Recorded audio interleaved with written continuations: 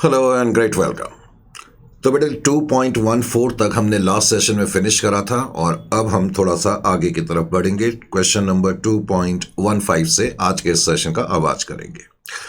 देख ही रहे हैं आप, क्वेश्चन जो है वो MTP 24 से लिया गया है इस और क्वेश्चन मुश्किल नहीं है। कहता है HFX लिमिटेड नाम की कोई कंपनी है और at the beginning of the year grants to a senior executive 10,000 share options. तो एंटिटी ने अपने सीनियर एग्जीक्यूटिव को कहा कि हम आपको 10,000 ऑप्शंस देंगे, conditional upon the executive remaining in the entities employment until the end of the third year.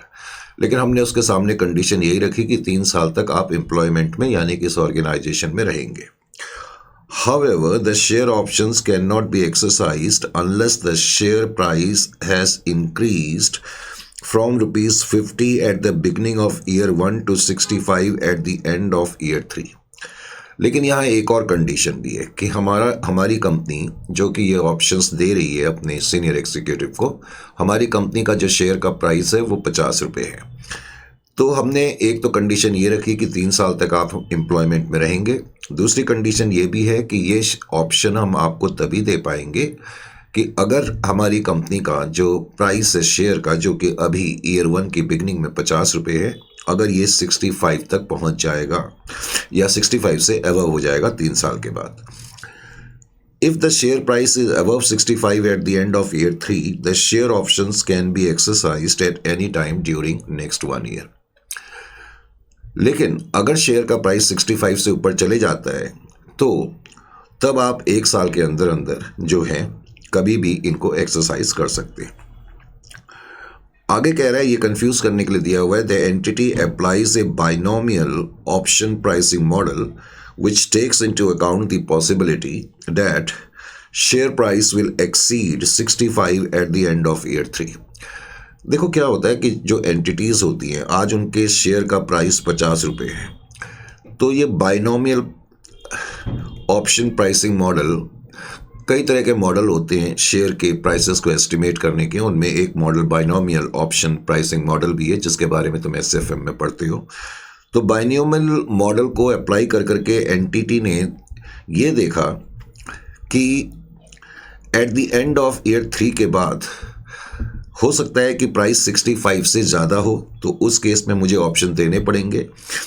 एक पॉसिबिलिटी तो एंटिटी ने ये देखी और दूसरी पॉसिबिलिटी एंटिटी ने ये भी देखी कि अगर प्राइस 65 से अबव नहीं जाता है तो उस केस में ये ऑप्शन जो है लैप्स हो जाएंगे।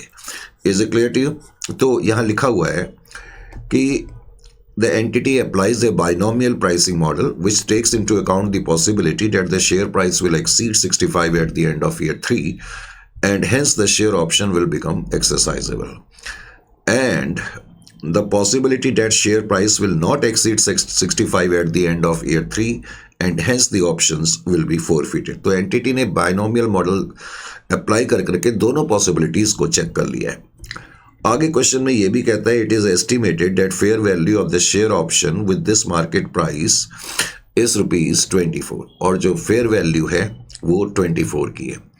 अब इस क्वेश्चन में ऐसा कुछ लिखा नहीं है कि 3 साल के बाद प्राइस 65 के अबव हो गया है या नहीं हो गया। तो इस क्वेश्चन का सॉल्यूशन करने के लिए तुम्हें क्या करना पड़ेगा, तुम्हें एक एजम्पशन लेनी पड़ेगी।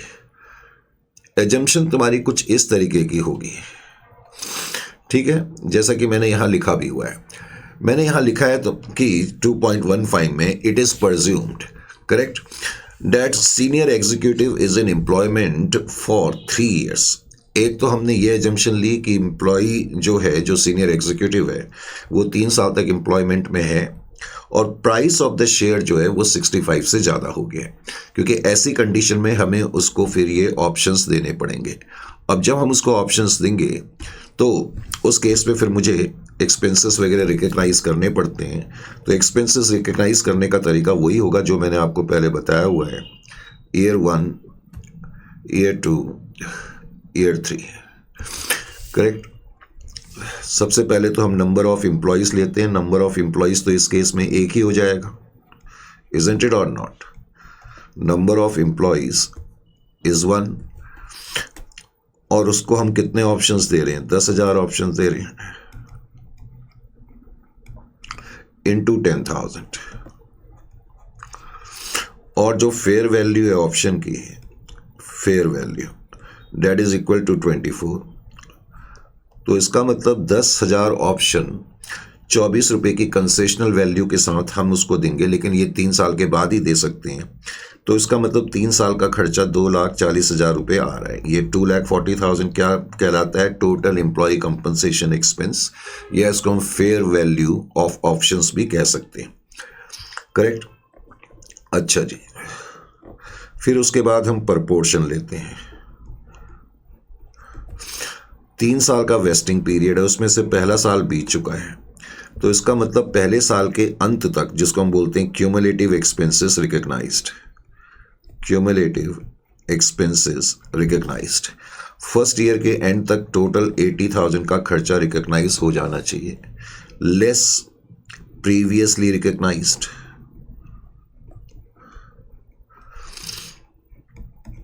अब प्रीवियसली रिकग्नाइज तो कुछ हो नहीं सकता क्योंकि ये फर्स्ट ईयर है, तो फर्स्ट ईयर के एंड में, या expenses to be booked in the current year, तो करंट ईयर में यानी कि ईयर 1 में हम इतने खर्चे बुक करेंगे, expenses to be booked, expenses to be booked.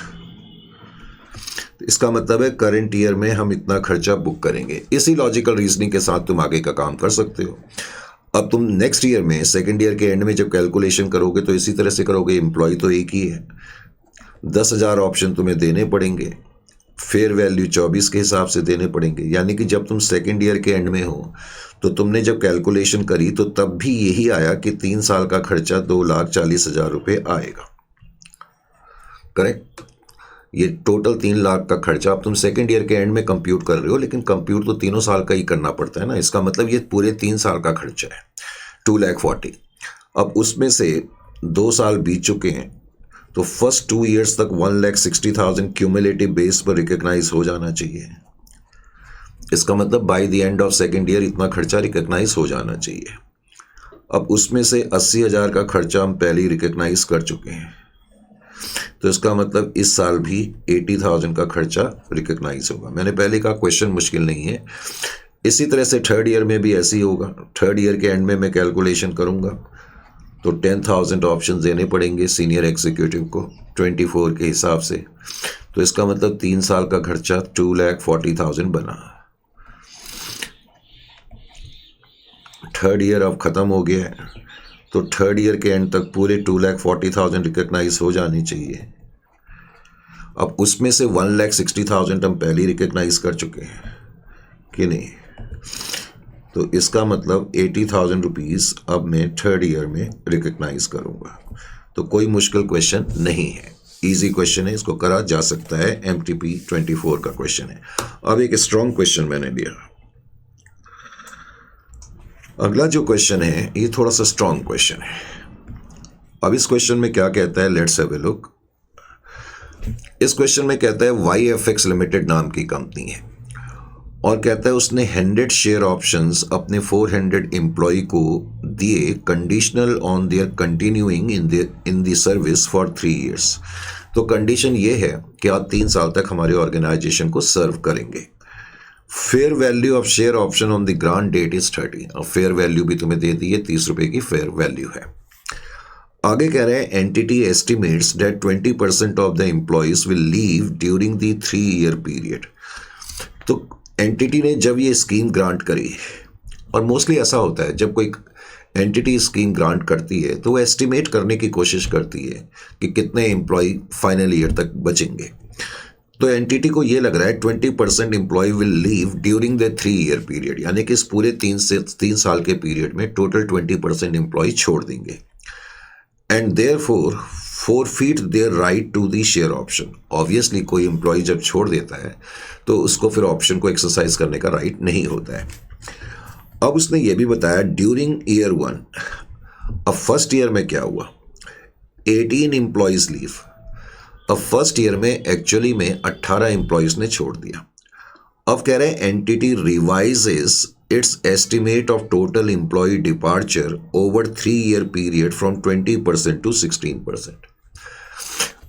अब क्या हुआ, एंटिटी को ये लग रहा है जब फर्स्ट ईयर के एंड में 18 एम्प्लॉय ने छोड़ दिया, एक्चुअली में जब फर्स्ट ईयर के एंड में 18 एम्प्लॉयज़ ने छोड़ दिया, तो एंटिटी को ये लग रहा है कि हम जो सोच रहे थे 20% के हिसाब से एम्प्लॉय छोड़ेंगे, तो एंटिटी को लग रहा है 20% के हिसाब से नहीं छोड़ेंगे, अब तो 16% के हिसाब से एम्प्लॉय छोड़ेंगे।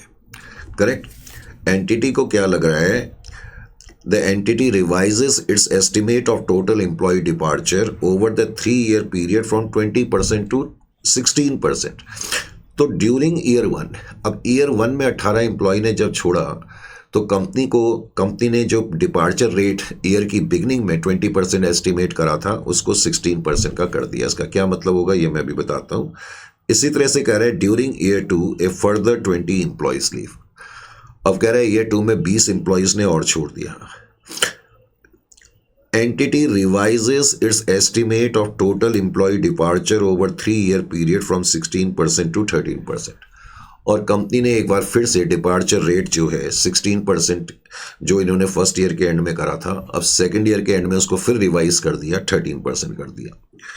अच्छा जी, और ये क्या लिखा है, ओवर 3-year पीरियड। इसका मतलब कंपनी को ये लग रहा है कि 3 साल के पीरियड में, शुरुआत में कंपनी को ईयर की बिगनिंग में तो ये लगा 20% के हिसाब से छोड़ेंगे, फिर कंपनी ने सेकंड ईयर के एंड में, फर्स्ट ईयर के एंड में उसको रिवाइज कर दिया कि कंपनी को लगा नहीं 20% के हिसाब से नहीं, 3 साल के पीरियड में 16% के हिसाब से छोड़ेंगे। फिर सेकंड ईयर में फिर रिवाइज कर दिया कि नहीं 13% के हिसाब से छोड़ेंगे। और कह रहा है ड्यूरिंग ईयर 3 ए फर्दर 14 एम्प्लॉयज लेफ्ट। अब कह रहा है कि ईयर 3 में 14 एम्प्लॉयज़ ने और छोड़ दिया। अब क्योंकि कहानी ख़त्म हो गई है, तो इसके आगे एंटिटी ने अब कुछ रिवाइज नहीं करा, क्योंकि थर्ड ईयर ख़त्म हो चुका है। अब यहाँ एक लाइन दी है, all the continuing employees exercise the option to subscribe the equity shares of 10 each at ₹50 only when market price stands at 80। Simple words में जितने भी कंटिन्यूइंग एम्प्लॉयज़ थे, उन्होंने इन ऑप्शंस को सब्सक्राइब करा है। आगे कह रहे हैं the fair value of the option at the grant date is taken as 30 only. और फेयर वैल्यू जो थी वो 30 रुपये की हमें क्वेश्चन में दी हुई है। Is it clear to you? देखो फेयर वैल्यू 30 रुपये की दी हुई है। वैसे भी यहाँ पर जो ये लाइन लिखी है, इसका मतलब भी यही है इससे पहले कि जब हमने ऑप्शन एक्सरसाइज करे उस समय मार्केट प्राइस 80 रुपये का है। ये लिखा हुआ है ना, मार्केट प्राइस इज 80। और कह रहे हैं हमने इनको खरीदने के लिए जो प्राइस पे करा है 50 के हिसाब से पे करा है, तो इसका मतलब 30 रुपये जो है फेयर वैल्यू है। वैसे फेयर वैल्यू शुरुआत में हमें दी भी हुई थी। Is it clear to you? अब इस क्वेश्चन में मैंने कहा ये टफ क्वेश्चन है, ये इजी क्वेश्चन नहीं है, इसको थोड़ा ध्यान से समझना पड़ेगा। तो इस क्वेश्चन को जरा ध्यान से समझना पड़ेगा। तो यहाँ देखें 2.17, ये क्वेश्चन है 2.17। अब 2.17 में मैंने क्या करा, सबसे पहले तो हमने एनालिसिस ही करा। एनालिसिस जिसमें मैंने लिखा year 1 at the end of year 2 at the end of year 3। Correct. अब ये बिगनिंग की डेट है, मान लेते हैं।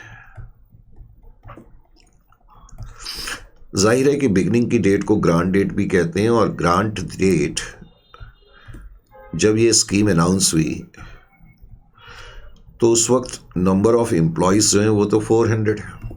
तो कंपनी ने अपने 400 एम्प्लॉयज़ को ये कहा कि हम तुम्हें ऑप्शंस देंगे। करेक्ट। और कितने ऑप्शंस देंगे कहा, 100 ऑप्शंस देंगे। कितने थे मैं ही भूल गया।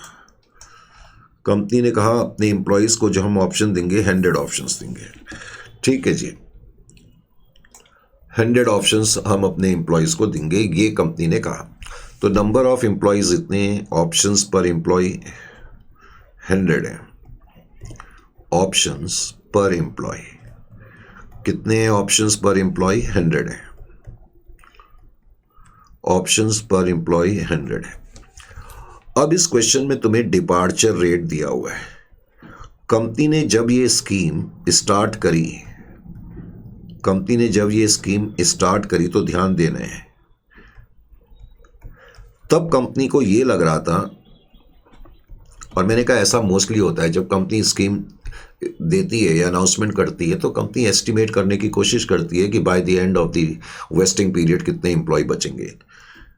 वो कह रहा है कंपनी ने जब ये स्कीम अनाउंस करी तो उस वक्त कंपनी ने एस्टिमेट करा departure rate over 3 year period. Over 3 year period का मतलब इस पूरे 3 साल में 20% एम्प्लॉय जो है छोड़ देंगे, यानी कि 400 का 20% एम्प्लॉय छोड़ देंगे। लेकिन जब हम फर्स्ट ईयर के एंड में पहुंचे तो क्वेश्चन में लिखा था कंपनी ने डिपार्चर रेट जो है वो 16% का कर दिया, 16% का कर दिया। जब हम सेकेंड ईयर के एंड में पहुंचे तो कंपनी ने डिपार्चर रेट 13% का कर दिया। थर्ड ईयर में तो देने की जरूरत ही नहीं है।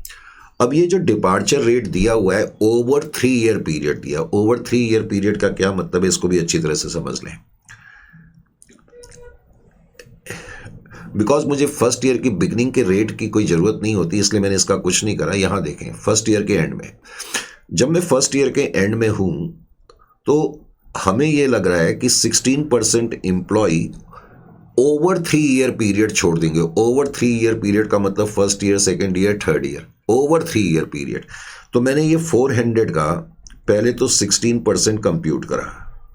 टोटल एम्प्लॉय मेरे 400 थे, उसका 16% मैंने कंप्यूट करा तो वो क्या बता रहा है कि हमें ये लग रहा है कि over 3 year period total 64 employees छोड़ेंगे। हमें ये लग रहा है कि टोटल 64 एम्प्लॉय छोड़ेंगे। Are you getting my point और नॉट? ये 16% का जैसे कि मैं 400 का 20% कंप्यूट करूं, जब मैं ईयर की बिगनिंग में था तब मैं ये सोच रहा था कि 3 साल में टोटल 80 एम्प्लॉयज छोड़ेंगे, लेकिन मैंने कहा इसकी मुझे ज़रूरत नहीं है, तुम कहो तो मैं कर देता हूँ।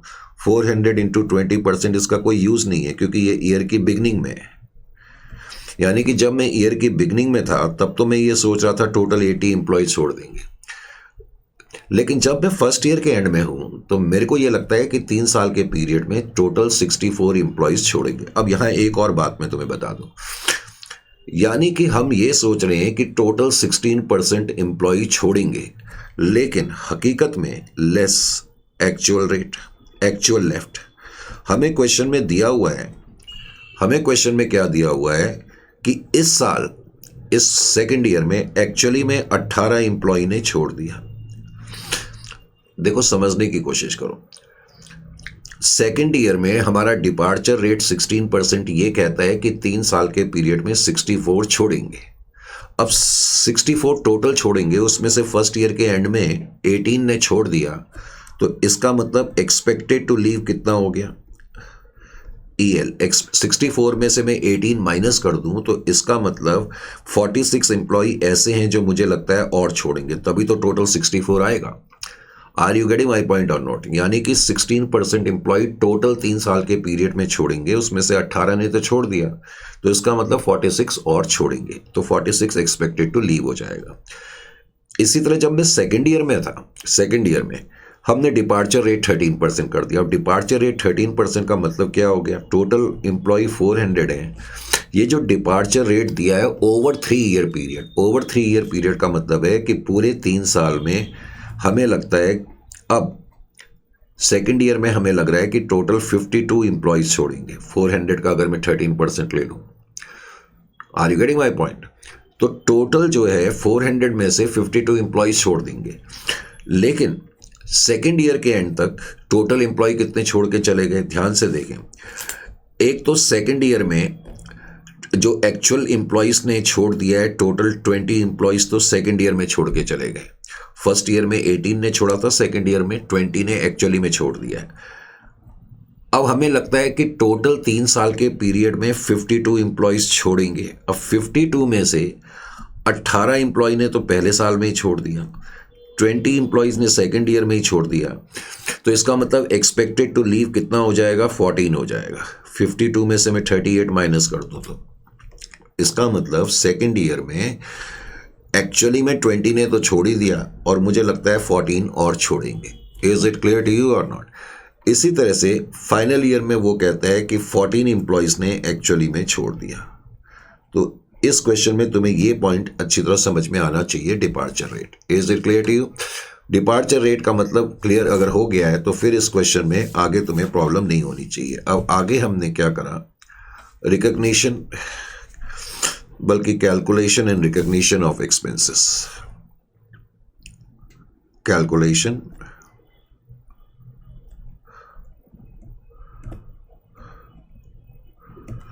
And recognition of expenses.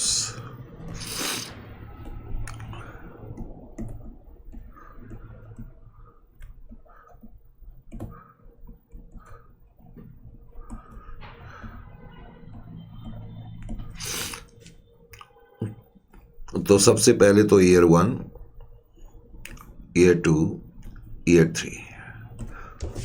अब ये सारी चीजें तुम्हारे सामने क्लियर हैं तो तुम्हें प्रॉब्लम नहीं होनी चाहिए। Number of employees in the beginning, अब एम्प्लॉयज इन द बिगनिंग तो 400 है।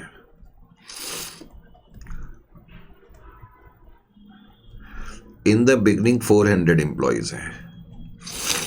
अब मैं फर्स्ट ईयर के एंड में कैलकुलेशन कर रहा हूं। अब फर्स्ट ईयर के एंड में हमने देखा कि एक्चुअली में 18 एम्प्लॉयज ने तो छोड़ दिया, एक्चुअल एम्प्लॉयज लेफ्ट 18, जो कि मैंने अभी तुम्हें यहां बताया था 18, और 46 और छोड़ेंगे।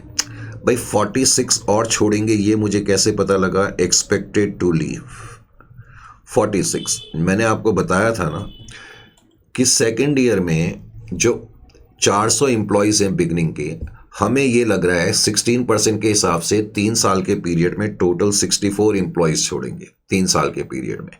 अब उसमें से फर्स्ट ईयर में ही 18 छोड़ के चले गए, तो इसका मतलब 46 और छोड़ेंगे। करेक्ट? तो इस तरह आपको पता लग गया, आपकी इस कैलकुलेशन से आपको ये पता लग गया कि थर्ड ईयर के एंड तक 336 एम्प्लॉयज बचेंगे।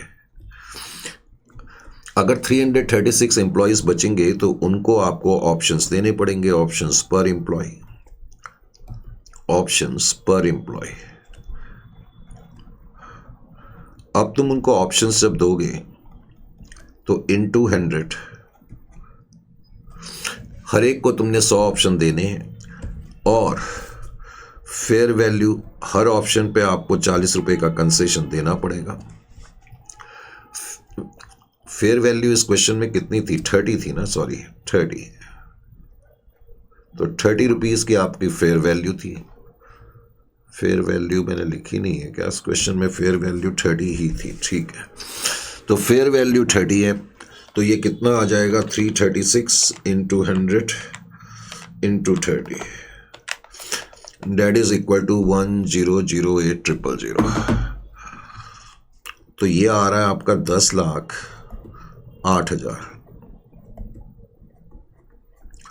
10,08,000। Correct? This is the total. ये क्या बन गया? 3 साल का टोटल खर्चा, टोटल एम्प्लॉय कंपनसेशन एक्सपेंसेस या total fair value of options भी हम इसको कहते हैं। अब इसको मैं डिवाइड कर दूंगा 1/3 से, प्रपोर्शन। तो इसका मतलब क्यूमुलेटिव बेस पे फर्स्ट ईयर में 3,36,000 का खर्चा रिकॉग्नाइज हो जाना चाहिए क्यूमुलेटिव बेस पर। Cumulative amount to be recognised, तो 3,36,000 लेस रिकॉग्नाइज्ड प्रीवियसली।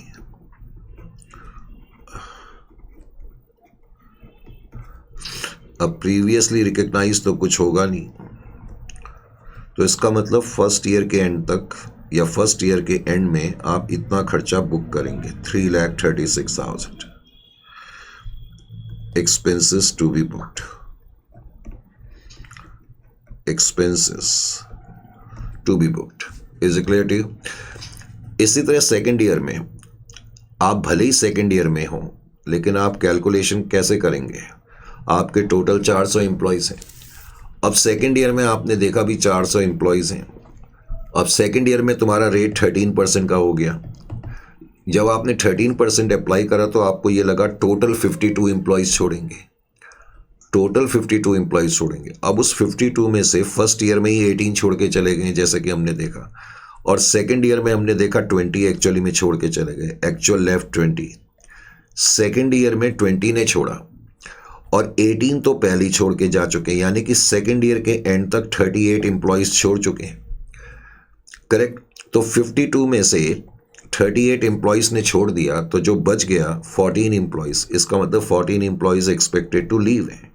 वैसे तो तुम डायरेक्टली 52 एम्प्लॉयज माइनस कर करके भी दिखा सकते हो, लेकिन हम एक ही अप्रोच में करना चाहते हैं। तो यहां पर वैसे मैंने लिखा भी हुआ है, करेक्ट, 14 एक्सपेक्टेड टू लीव। तो तुमने देखा सेकेंड ईयर के एंड तक टोटल 38 एम्प्लॉयज ने छोड़ दिया, 18 फर्स्ट ईयर में, 20 सेकेंड ईयर में, और एक्सपेक्टेड टू लीव 14 है। तो 400 में से 52 में माइनस कर देता हूं तो 348।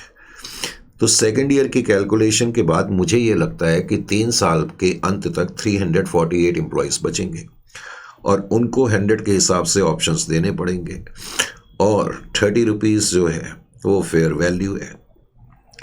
तो आप इसको कंप्यूट करेंगे तो 10,44,000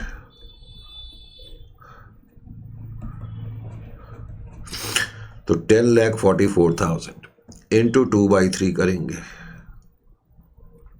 तो क्यूमुलेटिव बेस पर सेकेंड ईयर के एंड तक 6,96,000 का खर्चा रिकॉग्नाइज हो जाना चाहिए। 6,96,000। अब 696 में से 3,36,000 आप फर्स्ट ईयर में रिकॉग्नाइज कर चुके हैं। तो इसका मतलब है कि 3,60,000 आप और रिकॉग्नाइज करेंगे। Is it clear to you? इसी तरह थर्ड ईयर में 400 एम्प्लॉयज हैं। अब 400 एम्प्लॉयज में से फर्स्ट ईयर में 18 ने छोड़ दिया, सेकेंड ईयर में 20 ने छोड़ दिया, और फाइनल ईयर में 14 एम्प्लॉयज ने छोड़ दिया। करेक्ट? तो अब बिकॉज ये फाइनल ईयर है तो यहां एक्सपेक्टेड टू लीव का तो चक्कर आएगा नहीं, तो 348 एम्प्लॉयज टोटल बचे हैं, यानी कि अब हकीकत में 348 एम्प्लॉयज बचे हैं। उनको 100 के हिसाब से हमें ऑप्शन देने पड़ेंगे।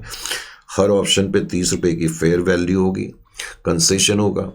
तो टोटल खर्चा जो बनेगा वो 10,44,000 का बनेगा 3 साल का। तो 3 साल का खर्चा इतना बना। तो इसका मतलब तीसरे साल के एंड तक 10,44,000 जो है वो टोटल रिकग्नाइज हो जानी चाहिए। अब उसमें से 6,96,000 पहले 2 सालों में रिकग्नाइज हो चुके हैं, तो इसलिए फाइनल ईयर में 3,48,000 का खर्चा रिकग्नाइज होगा। 3,48,000 will be recognised in the final year. समझ में आ रहा है या नहीं आ रहा? तो ये चीज़ अब आपकी बिल्कुल क्लियर हो जानी चाहिए। अच्छा जी, अब वैसे में अगर आपसे पूछी इस केस में एंट्रीज क्या होंगी, तो एंट्रीज अब मुझे बताने की जरूरत नहीं है, पहले भी मैंने कई बार बताया है। Employees compensation expense account debit, bracket में आप लिखेंगे P&L to share based payment reserve, share based payment reserve bracket में इक्विटी। फर्स्ट ईयर में आपकी एंट्री इस अमाउंट से होगी, सेकंड ईयर में इस अमाउंट से, थर्ड ईयर में इस अमाउंट से। और जब ये अपने ऑप्शंस को एक्सरसाइज करेंगे on the date of exercise,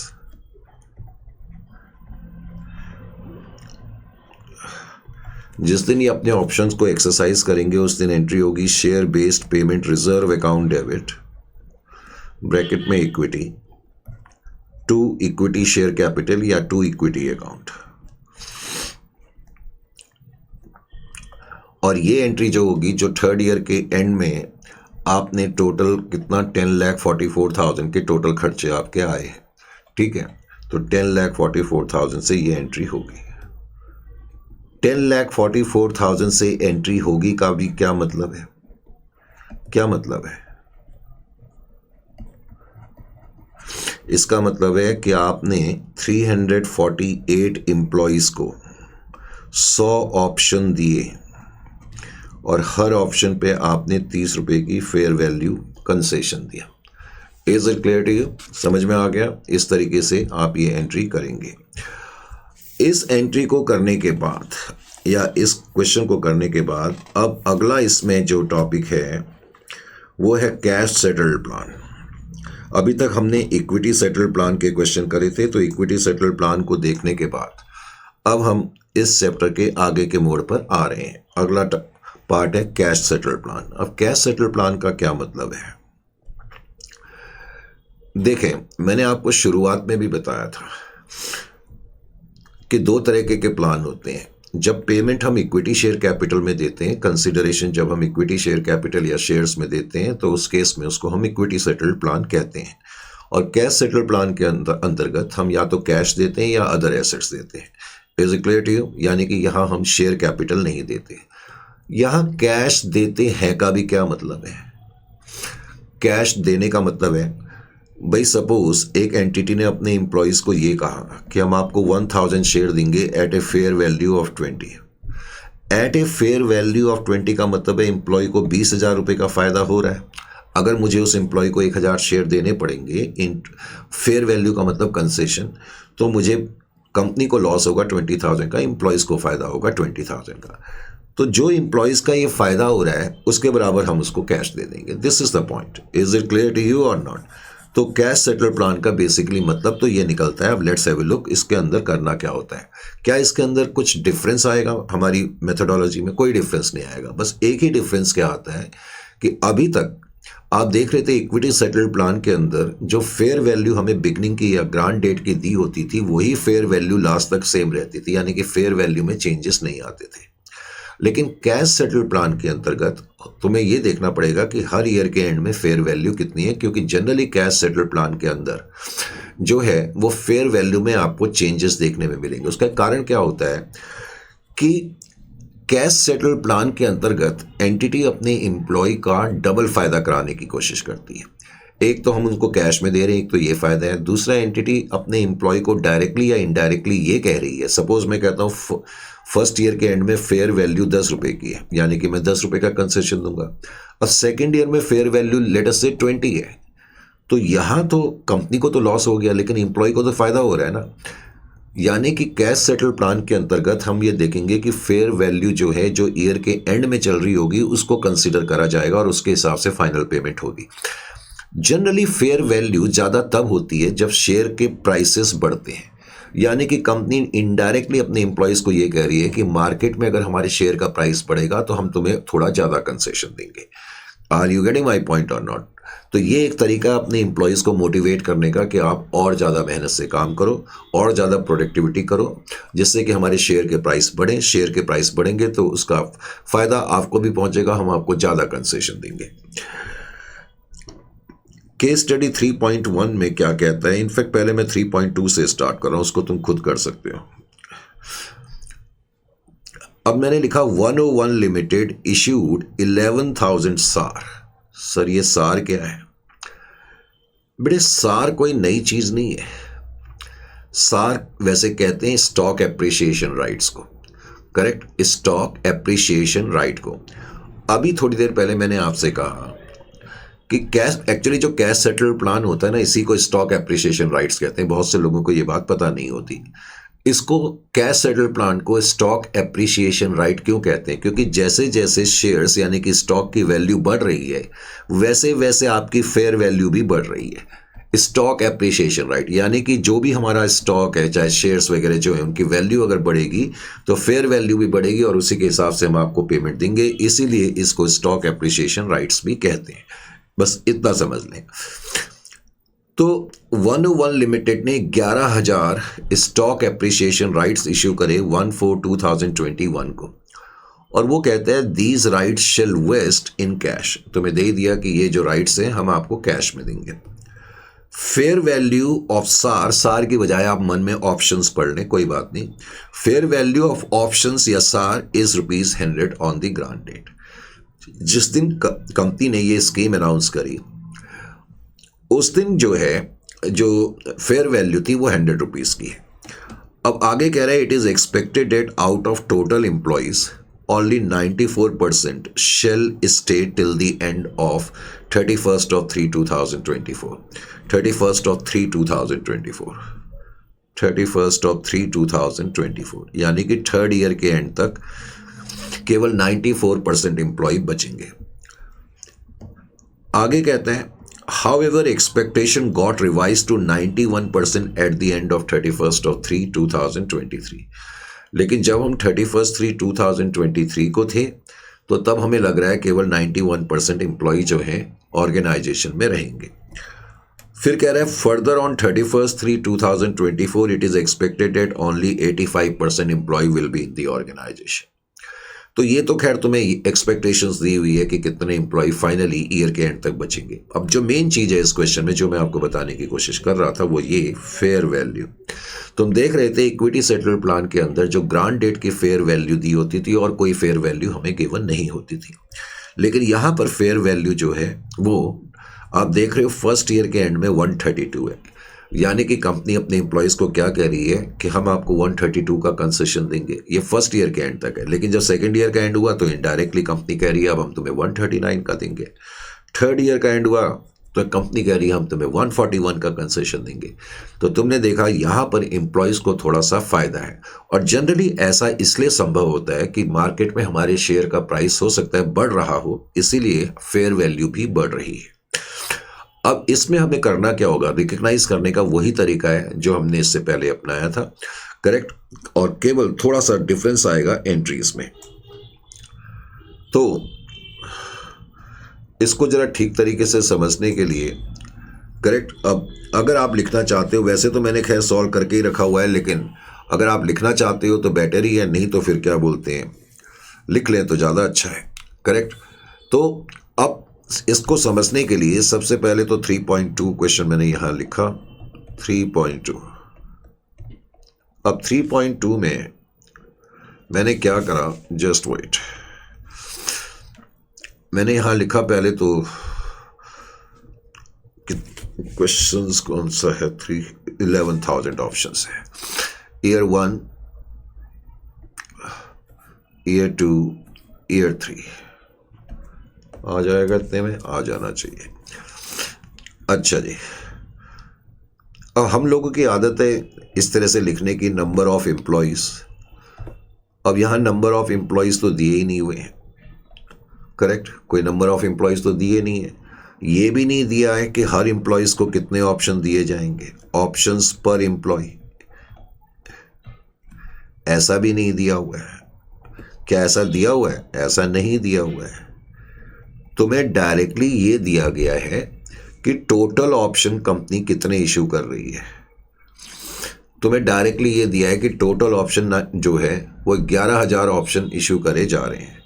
तो टोटल ऑप्शन तो जो है वो 11,000 है, इसमें तो कोई डाउट नहीं है।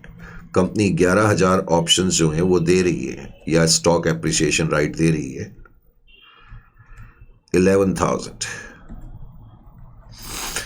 11,000 दे तो रही है। अब हम ये देखना चाहते हैं कि हमारी एंटिटी को तीसरे साल के अंत तक कितने ऑप्शन देने पड़ेंगे, बिकॉज क्वेश्चन में लिखा था कि फर्स्ट ईयर के एंड में हमें ये लगता है कि केवल 94% ऑप्शन जो है वो अल्टीमेटली हमें देने पड़ेंगे। तो मैंने 11,000 को 94% से मल्टीप्लाइड कर दिया। Is it clear to you? यानी कि 11,000 इंटू 94%, जो भी फिगर आ गई, इतने ऑप्शन मुझे देने पड़ेंगे। और अब यहां पर आपको ध्यान रखना है कि जो फर्स्ट ईयर के एंड में फेयर वैल्यू चल रही है, और फर्स्ट ईयर के एंड में जो फेयर वैल्यू है वो 132 है। तो 132 से आप इसको मल्टीप्लाइड करेंगे, तो 132 से आपने मल्टीप्लाइड करा, यानी कि 11,000 इंटू 94% करके जो फिगर आ जाएगी उसको तुम 132 से मल्टीप्लाइड करोगे। मल्टीप्लाई करने के बाद आपको ये पता लग गया कि टोटल खर्चा जो आपका आएगा वो बनेगा 13,64,880। टोटल खर्चा आपका इतना बनेगा। Is it clear to you? यानी कि टोटल 3 साल का खर्चा इतना बनेगा। अब इनटू इसको मैं डिवाइड कर दूं 1/3 से, तो क्यूमुलेटिव बेस पर आप इतना खर्चा रिकग्नाइज करेंगे। क्यूमुलेटिव रिकग्निशन या cumulative amount recognised, that is 454,960। तो फर्स्ट ईयर के एंड तक टोटल खर्चा आपका इतना रिकग्नाइज हो जाना चाहिए, लेस प्रीवियसली रिकग्नाइज्ड।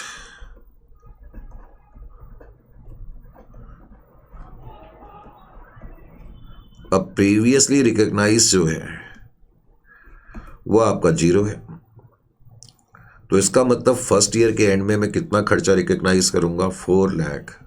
54,960। तो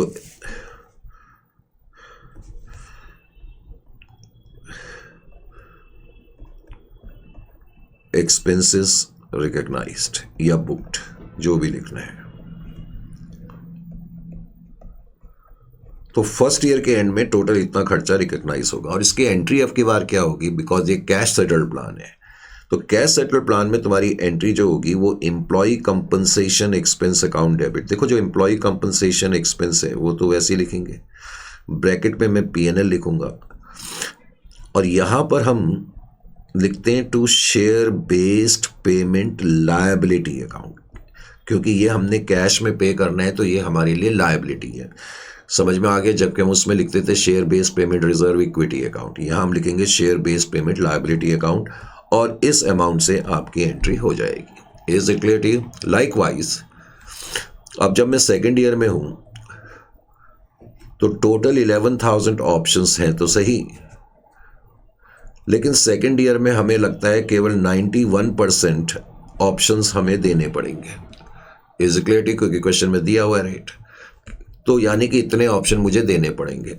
अब सेकेंड ईयर के एंड में आपको ये ध्यान रखना है कि आपकी फेयर वैल्यू कितनी है, उससे आप मल्टीप्लाइड करेंगे। 139 है, बस इस चीज़ का आपको ध्यान रखना पड़ेगा कैश सेटल के केस में। फिर आप कैलकुलेशन कर करके निकाल लेंगे कि टोटल खर्चे आपके कितने बनेंगे। तो जब सेकेंड ईयर में आपने कैलकुलेशन करी तो आपको लगता है कि आपके सर के ऊपर टोटल लायबिलिटी और एक्सपेंसेस इतने के बनते हैं 3 साल के। सेकेंड ईयर के एंड तक इतने एक्सपेंसेस और लायबिलिटी बुक हो जाने चाहिए, 9,27,594। तो इतने एक्सपेंसेस और लायबिलिटी जो है वो आपकी रिकॉग्नाइज हो जानी चाहिए। Is it clear to you? अच्छा जी, अब हम पहले ही रिकॉग्नाइज कर चुके हैं 4 लाख। हमने कितना पहले रिकॉग्नाइज कर लिया? 4,54,960। तो इसका मतलब है अब मैं जो रिकॉग्नाइज करूंगा 4,72,634। तो सेकेंड ईयर में मैं इतने खर्चे बुक करूंगा। Is it clear to you? इसी तरह से हम फाइनल ईयर में आ गए। अब फाइनल ईयर में भी 11,000 ऑप्शंस हैं, लेकिन फाइनल ईयर में जैसा कि दिया ही हुआ है, हमें लगा कि 85% ऑप्शन ही हमें देने पड़ेंगे। तो हम इसको जो भी ये फिगर आएगी उसको मल्टीप्लाइड कर देंगे। फाइनल ईयर की जो फेयर वैल्यू है 149 है। तो इतना लॉजिकली इतने ऑप्शन पे इतना कंसेशन बन रहा है, हालांकि इसके लिए हमें ऑप्शन नहीं देने हैं अब की बात। तो टोटल जो खर्चा आ जाएगा 13,93,150।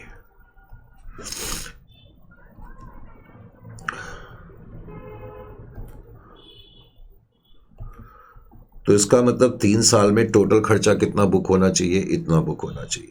अब सेकेंड ईयर के एंड तक टोटल खर्चा कितना बुक हो चुका है? टोटल खर्चा इतना ऑलरेडी बुक हो चुका है। देखो ये फिगर तुम यहां से भी ले सकते हो या इन दोनों को ऐड भी कर सकते हो। Is it clear to you? तो अब आपको ये पता लग गया कि फाइनल ईयर में जो खर्चा आप बुक करेंगे 465,556। तो इस तरीके से ये आपकी एंट्री होंगी। और जब ये ऑप्शन एक्सरसाइज करे जाएंगे, जब भी एक्सरसाइज करे जाएंगे ऑन एक्सरसाइज, जब भी ये ऑप्शंस एक्सरसाइज करे जाएंगे तो उस केस में आपकी एंट्री क्या होगी? उस केस में आपकी जो एंट्री होगी share based payment liability account debit to cash account. अब आपके ऊपर टोटल लायबिलिटी कितने की है? आप इन तीनों को ऐड कर दें, इन तीनों को ऐड कर दें, या डायरेक्टली जो आपने थर्ड ईयर में खर्चे बुक करे हैं उनको, उस अमाउंट को आप लिख सकते हैं 11,93,150। करेक्ट? 11 था, कितना था? 13 लाख, सॉरी 13,93,150। तो इस अमाउंट से ये एंट्री करी जाएगी। तो तुमने देखा कोई खास डिफरेंस तो बेसिकली नहीं है दोनों में, बस फर्क ये है कि कैश सेटल्ड प्लान वाले केस में हमें फेयर वैल्यू का थोड़ा सा ध्यान रखना पड़ता है। अब इस क्वेश्चन को करने के बाद एक बेहद ही टफ सा क्वेश्चन मैंने लिया और इस क्वेश्चन को आप देखें। केस स्टडी 3.3 इसमें क्या कहता है?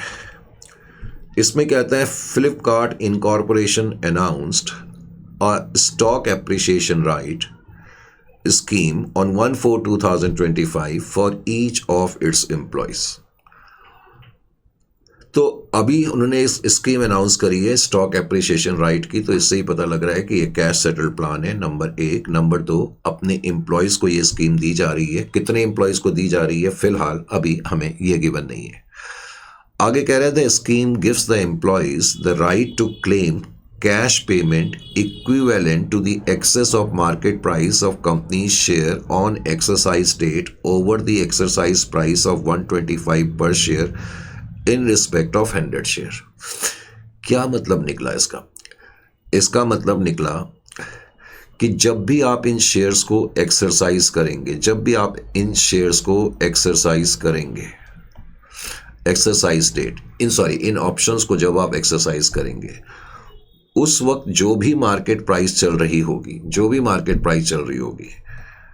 आपको केवल 125 रुपये के हिसाब से ये चीज मिल जाएगी, ये शेयर या ये ऑप्शन आपको मिल जाएगा। लेकिन मैंने कहा ये तो कैश सेटल प्लान होता है, करेक्ट?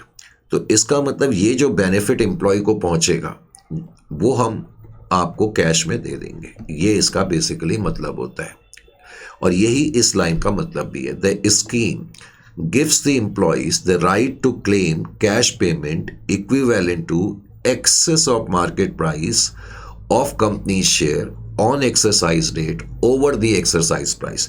तो एक्सरसाइज प्राइस तो तुम्हें दिया है कि एम्प्लॉयज को ये शेयर 125 के हिसाब से मिलेगा, और एक्सरसाइज डेट को जो भी मार्केट प्राइस चल रहा होगा तो उसका जो डिफरेंस है वो आप कैश में क्लेम कर सकते हैं। ये हमने एम्प्लॉयज को कहा है, इसका मतलब ये कैश सेटल्ड प्लान है। Is it clear to you? अच्छा जी, आगे क्या कहते हैं? अच्छा, आगे उन्होंने ये भी लिखा subject to condition of continuous employment in 3 years, लेकिन 3 साल तक आपको सर्विस में रहना पड़ेगा। स्कीम हमने 1/4/2025 को अनाउंस करी है। आगे कह रहे हैं सार इज एक्सरसाइजेबल आफ्टर 31/3/2028। देखो, पहला साल 26 को खत्म होगा, दूसरा साल 27 को, तीसरा साल 28 को खत्म होगा। यानी कि जब वेस्टिंग पीरियड खत्म हो जाएगा तो वो कह रहा है वेस्टिंग पीरियड के खत्म होने के बाद आप इनको एक्सरसाइज कर सकते हैं, लेकिन 30 जून 2028 से पहले आपको इनको एक्सरसाइज करना पड़ेगा। इसका मतलब है हमने उनको एक्सरसाइज पीरियड जो है वेस्टिंग पीरियड के बाद 6 महीने का वक्त दिया है, कि 6 महीने का भी नहीं बल्कि 3 महीने का वक्त दिया है, क्योंकि मार्च के बाद जून, अगले 3 महीने में आपको ये ऑप्शन एक्सरसाइज करने पड़ेंगे। आगे कह रहा है फेयर वैल्यू ऑफ सार वॉज ₹21 इन 25-26। तो 25-26 पहला ईयर है तो आपको दी हुई है फेयर वैल्यू, और फिर 26-27 सेकेंड ईयर है, उसमें फिर आपको फेयर वैल्यू 23 गिवन है, और थर्ड ईयर जो है 27-28 है, उसमें भी फेयर वैल्यू 24 की है। अब कह रहे हैं इन 2025-26, देखो 25-26 पहला साल है, कह रहा है company estimated that 2% of the employee shall leave the company annually. समझने की कोशिश करना है, ये पॉइंट समझना है, बहुत इंपॉर्टेंट है ये। इससे पहले हमने क्वेश्चन करा था जिसमें 400 एम्प्लॉयज़ था। ये मैं कैश सेटल नहीं, इक्विटी सेटल प्लान की बात बता रहा हूँ। जो इक्विटी सेटल प्लान का लास्ट क्वेश्चन था उसमें भी था 400 एम्प्लॉयज़ थे बिगनिंग में, और उसमें ये दिया हुआ था कि फर्स्ट ईयर के एंड में हमने अपने डिपार्चर रेट को 16% कर दिया था ओवर 3 ईयर पीरियड। तो उसमें हमने क्या करा था, सीधा जो एम्प्लॉयज़ बिगनिंग में थे उसका 16% निकाल लिया था, जिससे हमें ये पता लग गया भी 3 साल के बाद कितने एम्प्लॉय छोड़ेंगे। उसमें डायरेक्टली ये लिखा हुआ था कि 16% employee will leave over 3 year period, लेकिन यहाँ पर ऐसा नहीं लिखा हुआ है। यहाँ पर क्या लिखा हुआ है, इन 2025-26 वो कह रहा है company estimated that 2% of its employees shall leave the company annually and this was revised to 3% in 2026-27। अब इस लाइन का मतलब कई बार बच्चों को नहीं समझ में आता है। वो कह रहा है 25-26 में, जो कि फर्स्ट ईयर है, 25-26 में कंपनी को क्या लग रहा है? द कंपनी एस्टिमेटेड, कंपनी को लग रहा है कि 2% एम्प्लॉइज विल लीव। ये नहीं लिखा over 3 year period of time, number 1। तो मैं डायरेक्टली ऐसे नहीं देख सकता कि मेरे पास बिगनिंग में कितने एम्प्लॉय हैं, जितने भी एम्प्लॉय बिगनिंग में है उसका 2% 3 साल में छोड़ेंगे, क्योंकि अब की बार ऐसे थोड़ी लिखा है 2% over 3 year period of time. अब की बार कह रहा है company estimated that 2% of the employees shall leave the company annually. यानी कि जब कंपनी 25-26 में क्या सोच रही है कि हर साल 2% के हिसाब से एम्प्लॉय छोड़ते चले जाएंगे। बात समझ में आ रही है? हर साल 2% के हिसाब से एम्प्लॉय छोड़ते हुए चले जाएंगे, कंपनी को ये लग रहा है। Is it clear to you और नॉट? यानी कि इस केस में कैलकुलेशन मुझे कैसे करनी पड़ेगी ये मैं अभी तुम्हें थोड़ी देर में बताऊंगा, लेकिन पहले इसका मतलब समझ में आना चाहिए कि इसमें ये नहीं लिखा ओवर 3 ईयर पीरियड, इसमें कह रहा है एनुअली। यानी कि कंपनी को लग रहा है हर साल 2% के हिसाब से एम्प्लॉय छोड़ के चले जाएंगे। फिर कह रहा है दिस वॉज रिवाइज्ड टू 3% इन 26-27। अब कह रहा है 26-27 में इसको 3% पर रिवाइज कर दिया। यानी कि अब हमें लग रहा है, देखो इसको 3% पर रिवाइज कर दिया, यानी कि हमें क्या लग रहा है 3% के हिसाब से एम्प्लॉय छोड़ेंगे। दिस वॉज, इसका मतलब ये जो एनुअली है इसका वही मतलब है, यानी कि दिस वॉज रिवाइज। पहले हम सोच रहे थे 2% एम्प्लॉय विल लीव एनुअली, अब हमें लग रहा है 3% विल लीव एनुअली। तो इसका मतलब हर साल 3% के हिसाब से एम्प्लॉय छोड़ेंगे। अब उसने आगे बताया एक्चुअली 15 एम्प्लॉइज लेफ्ट कंपनी इन 25-26। अब उसने ये भी बता दिया 25-26 में एक्चुअली में 15 एम्प्लॉइज ने छोड़ दिया। 10 इन 26-27, 26-27 में एक्चुअली में 10 एम्प्लॉइज ने छोड़ दिया। और उसने 27-28 के बारे में भी बताया। 27-28 में कहता है कि एक्चुअली में 8 एम्प्लॉइज ने छोड़ दिया। फिर कह रहा है the SAR therefore actually vested in 492 employees on 30th of June 2028। अब वो कह रहा है कि अल्टीमेटली 492 एम्प्लॉइज सॉरी, थोड़ा तबीयत भी ठीक नहीं है। तो वो कह रहा है अल्टीमेटली जो ये सार है या ये जो ऑप्शंस हैं 492 एम्प्लॉयज़ का हक बना इनको एक्सरसाइज करने का। तुमने इस क्वेश्चन में एक चीज़ ध्यान दी होगी, तुम्हें नंबर ऑफ एम्प्लॉयज़ बिगनिंग में कितने हैं ये तो दिया ही नहीं था। दिया था? नहीं दिया था ना। नंबर ऑफ एम्प्लॉयज़ बिगनिंग में कितने ये तुम्हें इस क्वेश्चन में दिया नहीं था, नंबर 1। तो नंबर ऑफ एम्प्लॉयज़ बिगनिंग में कितने हैं ये मुझे नहीं दिया है, लेकिन मुझे ये दिया है कि फर्स्ट ईयर में, सेकंड ईयर में, थर्ड ईयर में कितने एम्प्लॉयज़ ने छोड़ा। अभी मैंने लिखा था कि फर्स्ट ईयर में 25-26 में 15 ने छोड़ा, 26-27 में 10 ने छोड़ा और 27-28 में 8 ने छोड़ दिया। यह मेरे क्वेश्चन में दिया है। और वो कह रहा है कि टोटल 492 एम्प्लॉयज़ बचे। भाई जो बचेंगे उन्हीं एम्प्लॉयज़ का हक तो बनेगा ना। यानी कि मैं ये सारी फिगर इसमें ऐड कर दूं तो मुझे पता लग जाएगा कि बिगनिंग में कितने एम्प्लॉय थे। एक तो इस क्वेश्चन में बिगनिंग की फिगर नहीं है तो वो तुम निकाल लोगे। नंबर 2, अब इसमें मेन चीज़ जो है ये वाली कैलकुलेशंस है। इन कैलकुलेशंस को समझना बहुत ज़रूरी है। तो इनको समझाने के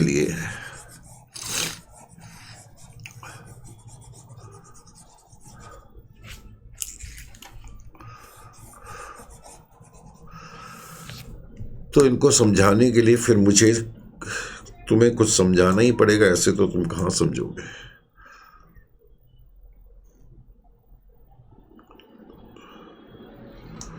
लीजिए जी,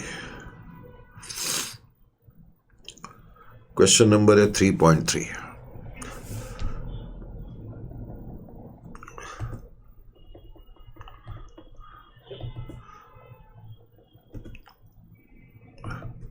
करेक्ट। पहले तो इस क्वेश्चन में number of employees in the beginning तुम्हें दिए नहीं है, number of employees in the beginning.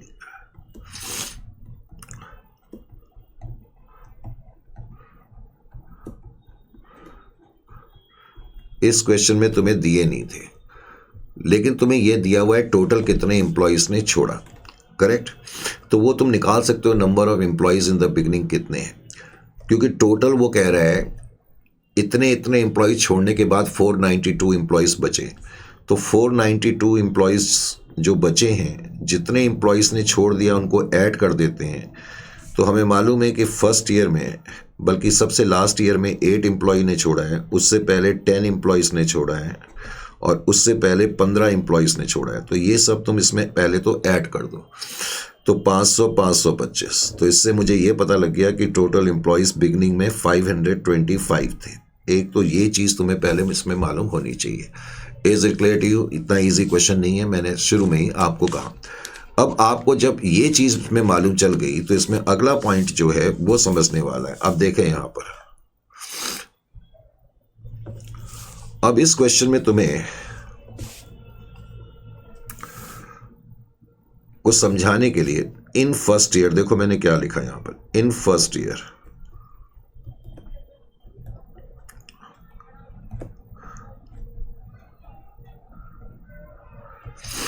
First year में हमारी कंपनी को ये मालूम है कि 525 एम्प्लॉयज बिगनिंग में हैं, और हमें लग रहा है कि 2% के हिसाब से एम्प्लॉय छोड़ते चले जाएंगे।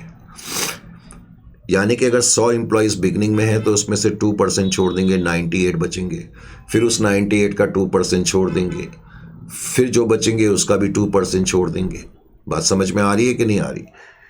तो आप क्या करें, देखो उसने दिया हुआ था कि एम्प्लॉय जो छोड़ेंगे 2% एनुअली छोड़ेंगे। तो 2%, तो आप क्या करो, इंटू 98 कर दो। इसका मतलब 525 एम्प्लॉयज थे, तो फर्स्ट ईयर में इतने एम्प्लॉय बचेंगे। अब इतने एम्प्लॉय बच गए, उसके नेक्स्ट ईयर में फिर 2% चले जाएंगे, तो इंटू 98% कर दो। बात समझ में आ रही है ना? इसका मतलब सेकेंड ईयर के एंड तक इतने बचेंगे, और फाइनली फिर 2% छोड़ देंगे, यानी कि फिर से 98% कर दो। तो इससे तुम्हें क्या पता लग गया कि 525 एम्प्लॉयज अगर बिगनिंग में हैं तो ईयर के एंड तक, थर्ड ईयर के एंड तक 494 अप्रोक्सीमेटली 494 एम्प्लॉयज जो हैं वो बचेंगे। 494 एम्प्लॉयज बचेंगे। Is it clear to you और नॉट? अगर मेरे पास 525 एम्प्लॉयज बिगनिंग में हैं और ईयर के एंड में 4, यानी कि फाइनल ईयर तक 494 एम्प्लॉयज बच रहे हैं, तो इसका क्या मतलब हो गया? देखो यहां पर, इन अदर वर्ड्स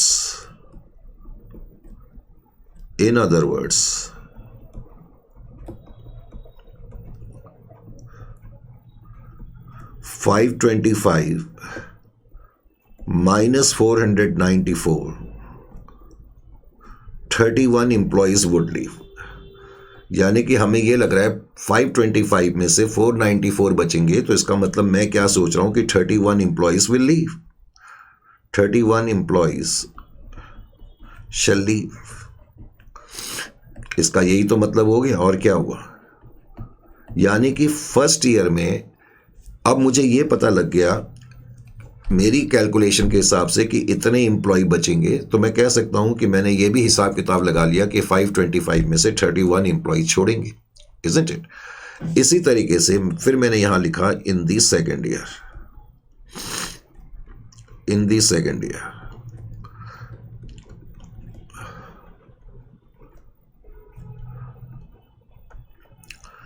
अब सेकेंड ईयर में तुमने अपने रेट को चेंज कर दिया। पहले तुम सोच रहे थे कि हर साल एनुअली 2% के हिसाब से छोड़ेंगे। अब तुम सोच रहे हो कि हर साल 3% के हिसाब से छोड़ेंगे। इसका क्या मतलब हो गया कि जितने भी एम्प्लॉयज बिगनिंग में हैं उसका 3% छोड़ देंगे, तो इसका मतलब 97% बच जाएंगे। यही तो मतलब है। इसका मतलब फर्स्ट ईयर के एंड तक इतने बचेंगे। अब इतने एम्प्लॉय बचे, उसका भी 3% फिर छोड़ देंगे, यानी कि इंटू 97%।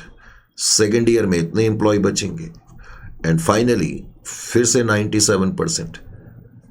यानी कि जब मैं सेकेंड ईयर में हूं तो मुझे लगता है कि 3 साल के पीरियड के बाद इतने एम्प्लॉय इस स्कीम को पूरा करेंगे, 479 अप्रोक्सीमेटली, करेक्ट, 479 एम्प्लॉय स्कीम को पूरा करेंगे। यानी कि इस कैलकुलेशन के मुताबिक 525 में से 479 एम्प्लॉयज़ बचेंगे, तो इसका मतलब 46 जो है वो एम्प्लॉयज़ छोड़ेंगे। और ये तुम्हें दिया ही हुआ है कि थर्ड ईयर में, वैसे मैं लिख दूं, इन थर्ड ईयर, ये हमें क्वेश्चन में दे ही दिया कि थर्ड ईयर में 492 एम्प्लॉयज़ ने जो है गिवन 492 एम्प्लॉयज़ हैव कंप्लीटेड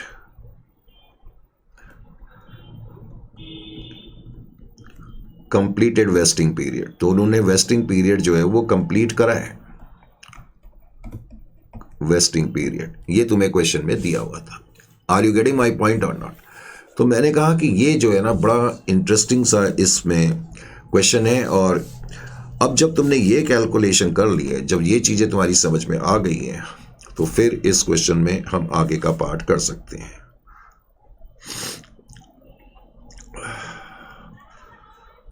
तो जब पहले मैं एनालिसिस भी कर ही दूं, अभी तक मैंने एनालिसिस करा नहीं है, ताकि तुम बाद में कभी रेफर करो। अभी तो तुम्हें पता है क्या लगता है कि टाइम वेस्ट हो रहा है, तुम्हें ये नहीं पता लगता कि आपके लिए मुझे, जबकि मेरी तबीयत बहुत ज़्यादा ख़राब है, कितनी मेहनत करनी पड़ रही है। फर्स्ट ईयर का एंड होगा जी 31/3/2026 को,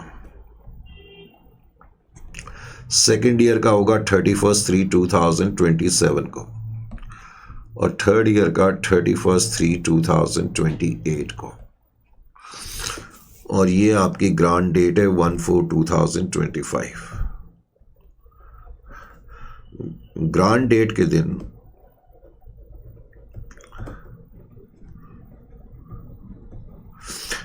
नंबर ऑफ एम्प्लॉयज हमें गिवन नहीं थे, वो हमने निकाले थे। नंबर ऑफ एम्प्लॉयज 525 हमने निकाले थे, ये हमें गिवन नहीं थे, इजंट इट। फिर क्वेश्चन में दिया है कि ऑप्शंस या सार स्टॉक एप्रिसिएशन राइट्स पर एम्प्लॉय जो दिए जा रहे हैं वो 100 दिए जा रहे हैं, पर एम्प्लॉय 100, करेक्ट।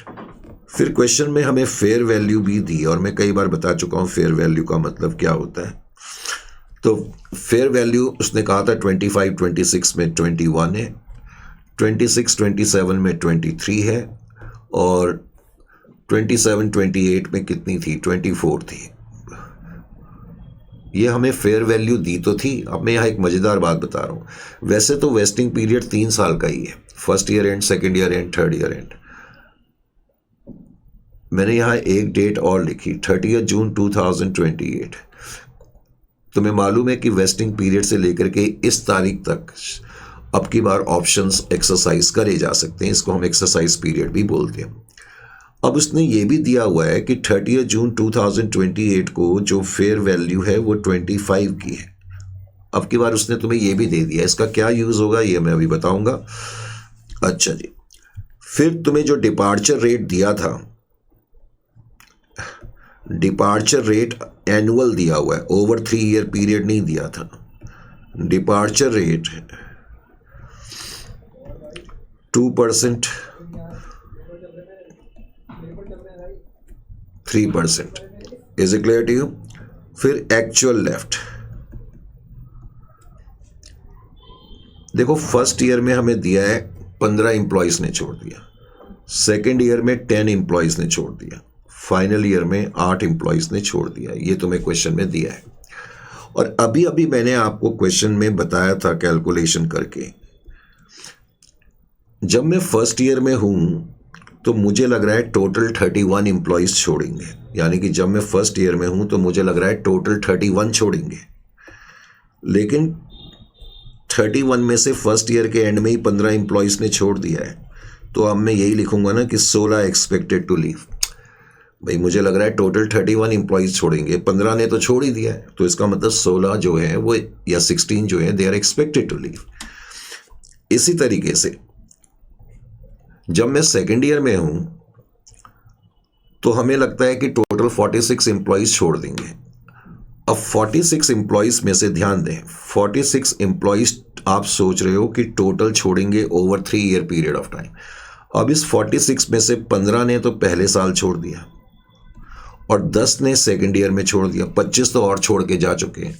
तो इसका मतलब 21 एम्प्लॉयज एक्सपेक्टेड टू लीव है। और बिकॉज ये वेस्टिंग पीरियड है, वेस्टिंग पीरियड में लास्ट ईयर में एक्सपेक्टेड टू लीव का चक्कर होता नहीं है। तो ये कहानी इस क्वेश्चन की पहले तुम्हें अच्छी तरह समझ में आनी चाहिए। जब ये चीज़ समझ में आ गई तो फिर आगे का काम तो तुम्हारे लिए कोई प्रॉब्लमेटिक होना नहीं चाहिए। करेक्ट। अब आगे का काम तुम्हारे लिए प्रॉब्लमेटिक होना तो नहीं चाहिए, लेकिन उसको करने से पहले मैं 5 मिनट का ब्रेक लूंगा क्योंकि मेरी तबीयत बहुत ज़्यादा खराब है, जैसा कि आपको लग भी रहा होगा। मौसम चेंज हो रहा है, अब क्या करें, कभी एकदम से गर्मी हो जा रही है, कभी एकदम से ठंड हो जा रही है। एनीवे, मिलते हैं अभी एटलीस्ट 5-10 मिनट्स के बाद, ठीक है।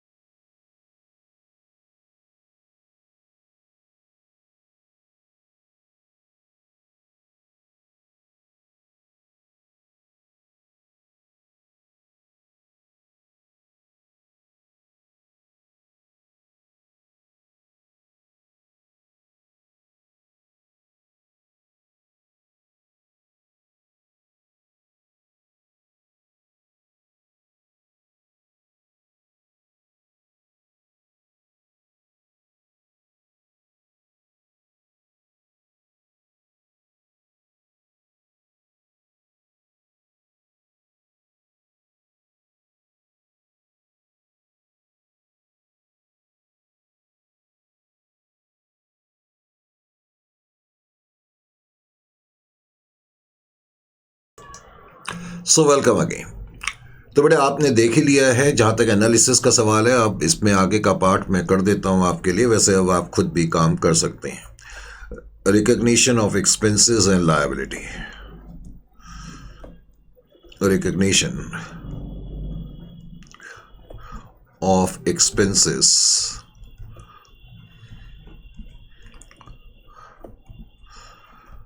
And liability. करेक्ट। मेन चीज़ है इसमें एनालिसिस करना और ख़ास तौर से डिपार्चर रेट को अच्छी तरह से समझना। अब एक बार जब ये चीज़ें आपको पता लग गई हैं तो यहाँ पर मैंने लिखा ईयर 1, यहाँ पर मैंने लिखा ईयर 2 और ईयर 3। सबसे पहले तो मैंने लिखा बिगनिंग। बिगनिंग का मतलब है number of employees in the beginning. ठीक है, हालांकि इस क्वेश्चन में दिए नहीं थे, हमने कंप्यूट कर लिए थे। 525 बिगनिंग में थे।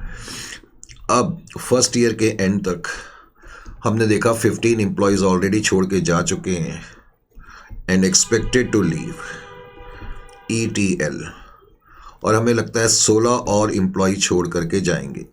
या आप चाहो तो जब आपने कैलकुलेशन कर ही ली है तो आप डायरेक्टली ये फिगर भी लिख सकते थे जो आपने कंप्यूट करी। आपको मालूम है कि अल्टीमेटली 494 एम्प्लॉय स्कीम को पूरा करेंगे, आप डायरेक्टली 494 भी लिख सकते थे। तो 494 एम्प्लॉयज़ अल्टीमेटली स्कीम को पूरा करेंगे। अगर 494 एम्प्लॉय स्कीम को पूरा करेंगे तो इनको आपको स्टॉक एप्रिसिएशन राइट्स यानी कि ऑप्शंस देने पड़ेंगे 100 पर एम्प्लॉय के हिसाब से। तो टोटल ऑप्शन आपको देने पड़ेंगे 49,400, और हर ऑप्शन पे आपको फेयर वैल्यू। अब आपको ये भी मालूम है कि फर्स्ट ईयर के एंड में, बस ध्यान ये रखना है कि फर्स्ट ईयर के एंड में जो फेयर वैल्यू है वो 21 है। कैश सेटल प्लान में फेयर वैल्यू सेम नहीं रहेगी, इस चीज़ का ध्यान रखना है। तो टोटल खर्चा आपका 3 साल का 10,37,400 का बनेगा। ये टोटल खर्चा बनेगा 3 साल का पर पोर्शन। तो फर्स्ट ईयर के एंड तक क्यूमुलेटिव बेस पर 3,45,800 का खर्चा आपको रिकग्नाइज करना पड़ेगा। 3,45,800 का खर्चा आपको रिकग्नाइज करना पड़ेगा, cumulative amount. Correct. Less recognised earlier या ऑलरेडी रिकग्नाइज्ड। तो अभी तक तो आपने कुछ भी रिकग्नाइज नहीं करा है क्योंकि ये पहला ही साल है। तो इसका मतलब करंट ईयर के एंड में आप इतने खर्चे और इतनी लायबिलिटी बुक करेंगे, 3,45,800। तो एक्सपेंसेस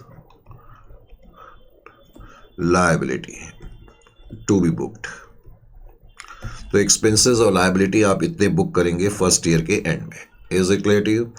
इसी तरह जब आप सेकेंड ईयर की कैलकुलेशन करेंगे तो number of employees in the beginning 525 पहले तो आपको लिखना ही पड़ेगा। अब सेकेंड ईयर में आपने देखा कि 15 एम्प्लॉयज़ तो पहले ही छोड़ गए, 10 और छोड़ गए। इसका मतलब सेकेंड ईयर के एंड तक, ध्यान ये रखना है, सेकेंड ईयर के एंड तक देखो 15 एम्प्लॉयज़ तो पहले ही छोड़ गए और 10 एम्प्लॉयज़ ने और छोड़ दिया, यानी कि टोटल 25 एम्प्लॉयज़ एक्चुअली में छोड़ चुके हैं। और एक्सपेक्टेड टू लीव है 21 एम्प्लॉयज़ और छोड़ करके जाएंगे। तो 479 एम्प्लॉयज़ आपको लगता है कि स्कीम को पूरा करेंगे। हर एक को 100 स्टॉक एप्रिसिएशन राइट देने पड़ेंगे। तो 47900 टोटल ऑप्शंस या स्टॉक एप्रिसिएशन राइट आपको देने पड़ेंगे। लेकिन जो सेकेंड ईयर की फेयर वैल्यू है वो 23 है।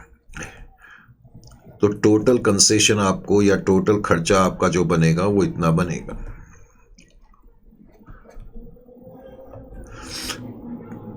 Two by 3। तो इसका मतलब क्यूमुलेटिव बेस पर सेकेंड ईयर के एंड में या सेकेंड ईयर के एंड तक इतना खर्चा बुक हो जाना चाहिए, ये इसका मतलब होता है। इसमें से 3,45,800 का खर्चा हम पहले ही बुक कर चुके हैं, तो वो हम माइनस कर देंगे। अब जो बच जाएगा 3,88,667, ये खर्चा जो है हम सेकेंड ईयर में ये खर्चा और लायबिलिटी बुक करेंगे। लाइकवाइज फिर फाइनल ईयर का काम भी आप कर सकते हैं। 525 आपके टोटल एम्प्लॉयज़ हैं। आपको मालूम है थर्ड ईयर के एंड तक 15 + 10, ये तो पहले साल में 15 ने छोड़ा, दूसरे साल में 10 ने छोड़ा और तीसरे साल में 8 ने छोड़ दिया। तो एक्चुअली में इतने एम्प्लॉयज़ छोड़ चुके हैं और 492 एम्प्लॉयज़ हैं जिन्होंने स्कीम को पूरा करा है। तो इतने ऑप्शन आपको देने पड़ेंगे, 49,200। और फाइनल ईयर के एंड में जो वैल्यू आपको दी है, फेयर वैल्यू, वो 24 दी है, करेक्ट।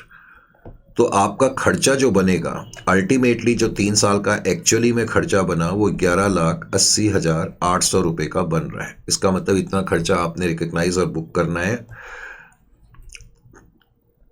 तो टोटल खर्चा 3 साल के एंड तक इतना बुक हो जाना चाहिए, जिसमें से 7,34,467 का खर्चा हम ऑलरेडी बुक कर चुके हैं। इसका मतलब फाइनल ईयर में मुझे इतना खर्चा बुक करना है, 4,46,333, करेक्ट। अच्छा जी, अब इस क्वेश्चन में थोड़ा सा एक पॉइंट मुझे और समझाना है, अदरवाइज क्वेश्चन तो ये कंप्लीट हो ही गया है। अब आपको ये तो मालूम है कि एंट्रीज क्या होती है, यानी कि हर साल जब मैं एंट्री करूँगा तो employee compensation expense account debit /P&L to share based payment liability account. पहले साल में आपको मालूम है कि मुझे 3,45,800 रुपीज़ का खर्चा बुक करना पड़ेगा, इजंट इट और नॉट। दूसरे साल में 3,88,000 का खर्चा और लायबिलिटी बुक करनी पड़ेगी, और इसी तरह से तीसरे साल में टोटल खर्चा इतना बुक करना पड़ेगा। इनफैक्ट अब 3 साल गुजर चुके हैं, तो इसका मतलब इतना खर्चा हम ऑलरेडी बुक कर चुके हैं और इतनी लायबिलिटी रिकग्नाइज कर चुके हैं। इन सब का मैं टोटल कर दूं तो ये टोटल 11,80,800 के बराबर ही आएगा। अब प्रॉब्लम क्या है, देखें यहाँ पर 30 जून 2028 को उसने हमें फेयर वैल्यू दी हुई है। इस क्वेश्चन में आपको याद होगा, मैंने यहाँ बताया भी था आपको, 30 जून 2028 को जो फेयर वैल्यू है वो 25 है। अब एम्प्लॉयज़ इस दिन एक्सरसाइज करेंगे, क्योंकि इस तारीख से लेके इस तारीख के बीच में ही एम्प्लॉयज़ एक्सरसाइज कर सकते हैं, और उसने लिखा है कि 492 एम्प्लॉयज़ ने एक्सरसाइज करा है। तो इसका मतलब ये हो गया, इस तारीख को जब मैं पेमेंट करूंगा तो पेमेंट तो मेरे को अब 25 के कंसेशन को दे देना पड़ेगा, क्योंकि इस तारीख को फेयर वैल्यू जो है वो अब 25 हो गई है। एक्चुअली कैश सेटल प्लान में यही प्रॉब्लम है। हालांकि तुमने खर्चे जो बुक करे हैं वो 24 के हिसाब से करें, क्योंकि अब 3 साल का जो खर्चा, जो फाइनल ईयर की फेयर वैल्यू होती है, वो ये बताती है कि टोटल खर्चा हमने इस वैल्यू से बुक करा है, जबकि पेमेंट आपको 25 के हिसाब से करनी पड़ेगी। प्रॉब्लम ये है। तो समझना क्या है, इसका मतलब आपका खर्चा कुछ और बढ़ गया है। तो इंक्रीज इन एक्सपेंसेस 30 जून 2028 को increase in expenses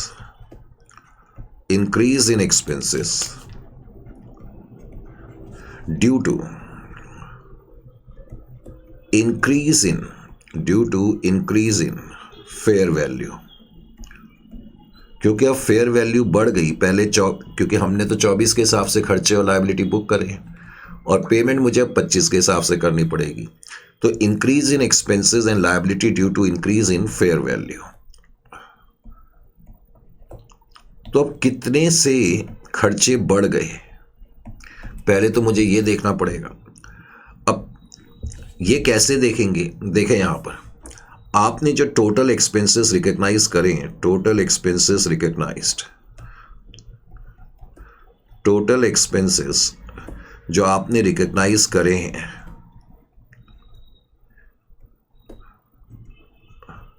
recognised up to 31/3/2028 31/3/2028 तक हम देख ही चुके हैं कि हमने जो खर्चे बुक करे हैं, यहाँ पर मैंने लिखा भी हुआ है 11,80,800। एक्चुअली ये खर्चे तुमने कैसे बुक करे हैं, 11,80,800 ये खर्चे तुमने कैसे बुक करे हैं? तुमने यही सोचा ना कि 492 एम्प्लॉयज़ ने स्कीम को पूरा करा है, और हर एक को मुझे 100 ऑप्शंस या 100 स्टॉक एप्रिसिएशन राइट देने पड़ेंगे और हर एक पे मेरा कंसेशन 24 का बनेगा। यही तो हमने करा है, तभी तो 11,80,800 आया है। 492 करेक्ट इंटू 24 करके 11,80,000 आ रहा है। तो 11,80,800 का टोटल खर्चा हमने बुक करा है, लेकिन अब खर्चे कुछ इंक्रीज हो जाएंगे। तो कितने से इंक्रीज हो जाएंगे? Plus increase.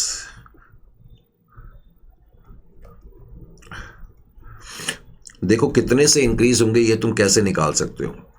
492 एम्प्लॉयज है, हर एक को तुम स्टॉक एप्रिसिएशन राइट 100 के दे रहे हो। खर्चे और लायबिलिटी 24 के हिसाब से आपने बुक करे थे, लेकिन पेमेंट आपको 25 के हिसाब से करनी पड़ रही है, यानी कि 1 रुपये से खर्चा और लायबिलिटी बढ़ रही है, तो इनटू 1। इसका मतलब इतने अमाउंट से हमारा खर्चा और लायबिलिटी बढ़ जाएगी, 49,200 से बढ़ जाएगी। अब मैं इनको ऐड कर दूं तो अल्टीमेटली मुझे अपने एम्प्लॉयज़ को जो पैसा देना पड़ेगा 12,30,000 देना पड़ेगा। ये 12,30,000 तुम ऐसे भी कंप्यूट कर सकते थे, क्योंकि अब 492 एम्प्लॉयज़ हैं, हर एक को 100 ऑप्शन या स्टॉक एप्रिसिएशन राइट्स दे रहे हैं और अब आप 25 के हिसाब से दे रहे हैं। तो एक्चुअली में आपका खर्चा आ रहा है इतना, जबकि आपने बुक करा है इतना। तो डिफरेंस क्या हो गया? आपके एक्सपेंसेस बढ़ गए और लायबिलिटी भी बढ़ गई। तो जब ये ऑप्शन एक्सरसाइज होंगे, जो कि 30 जून को ये हो रहे हैं, तो 30 जून 2028 को आपको 2 एंट्री करनी पड़ेंगी। पहले तो आपको अपने खर्चे बढ़ाने पड़ेंगे, employees compensation expense account debit /P&L, और 2 share based payment liability account. पहले तो आप अपने खर्चे और लायबिलिटी दोनों को बढ़ाओगे और 49,200 से बढ़ाओगे। ये मैंने यहाँ बढ़ाया ना खर्चा 49,200 से। तो जब आपने खर्चा 49,200 का और बुक कर लिया, तो इसका मतलब अब आपने टोटल 12,30,000 का खर्चा और लायबिलिटी बुक कर लिया। अब आप पेमेंट की एंट्री कर देंगे। अब जब आप इनकी पेमेंट करेंगे तो एंट्री हो जाएगी share based payment liability account debit to cash account. अब आप इनकी पेमेंट कर देंगे।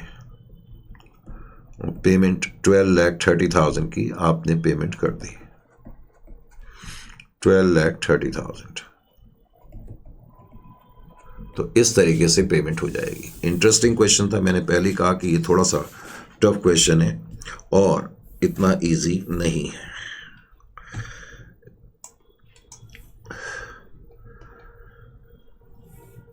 वैसे तो ऑनेस्टली स्पीकिंग अब जो ये वाला सेक्शन है ये भी कंप्लीट हो गया है। अब फिर अगला सेक्शन है इसमें कैश एंड कैश ऑल्टरनेटिव का। अब ये कैश एंड कैश ऑल्टरनेटिव क्या होता है? देखो अल्टीमेटली जो एम्प्लॉय को फ़ायदा होता है वो फ़ायदा क्या होता है? जितने भी ऑप्शंस एम्प्लॉय को मिलते हैं, और जो फेयर वैल्यू होती है, यही तो फ़ायदा होता है। और क्या होता है? अब ये फ़ायदा हम शेयर्स में भी दे सकते हैं, तो तब ये इक्विटी सेटल कहलाता है, और जब हम कैश में देते हैं तो कैश सेटल कहलाता है। और कभी कभी हम अपने एम्प्लॉय को एक चॉइस दे देते हैं कि आप चाहो तो सेटलमेंट शेयर्स में कर लो या कैश में कर लो। ये एम्प्लॉयज़ को बेनिफिट दे दिया जाता है कि आपकी मर्जी है कि आपको शेयर्स लेना है या कैश लेना है। उसको हम बोलते हैं कैश एंड इक्विटी ऑल्टरनेटिव। क्या बोलते हैं? Cash and shares alternative. लेकिन अब जाहिर है कि इस टॉपिक को फिर नेक्स्ट सेशन में करेंगे। अब इस सेशन के लिए इतना काफ़ी है, थोड़ा सा तबीयत भी नासाज चल रही है, तो नेक्स्ट सेशन में फिर मुलाकात करते हैं।